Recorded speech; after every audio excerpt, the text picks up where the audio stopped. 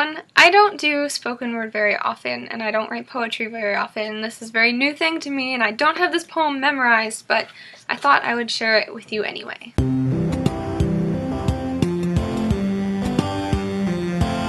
Sometime between the age I learned to ride a bike and the age I learned to drive a car, I discovered my favorite form of transportation. Well, my second favorite form of transportation, because I can't exactly fly on a broomstick, but I can sit inside a giant metal box as it tunnels underneath, soars above, and weaves throughout the most interesting and beautiful city in the non-fictional world.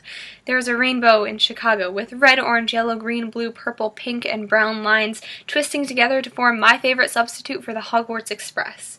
Standing on that platform waiting for the train is probably some kind of metaphor, but I don't know anything about that.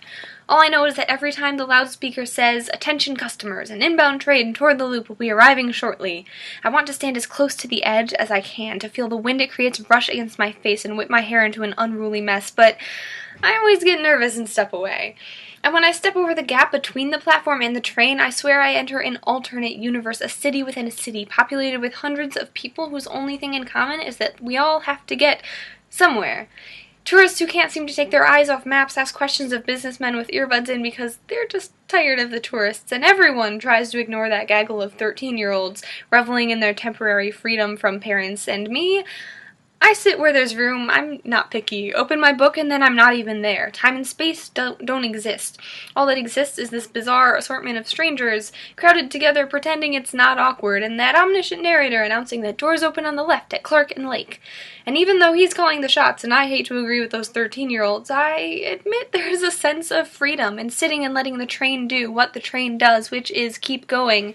Except when there's a delay, but even those don't matter, because all I can do, is keep reading my book, so engrossed in it that I don't even hear that narrator announcing the stops. And I have no concept of where I am, because where I am doesn't matter. What point A is or what point B is doesn't matter. What matters is the boy sitting next to his father on the bench on the platform, leaning so far forward to see the coming train that he falls to the ground, and his father has to pull him back up again by his shirt. What matters is that tiny moment when I'm getting on the train and I'm convinced for a millisecond that the doors will close on me and crush my body in half.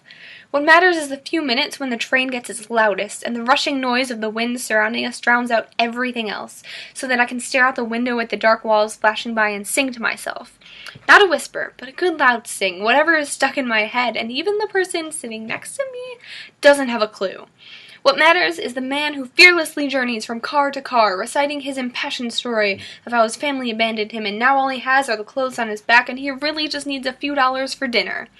And maybe he's full of lies, but I like to take that risk and give him the few dollars anyway. Except when I don't. Except when instead I tweet a picture of the book I just bought, because I've decided that sharing my most recent purchase with the internet is more worthy of my attention than sharing in the hunger of the man standing next to me.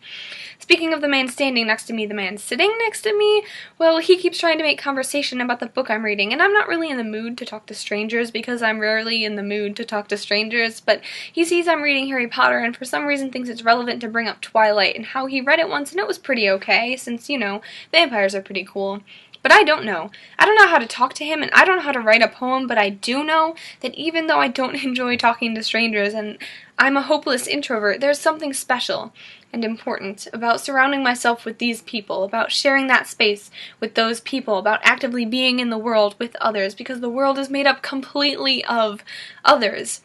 Well, with one small exception, and that small exception just enjoys the sights and sounds of the train.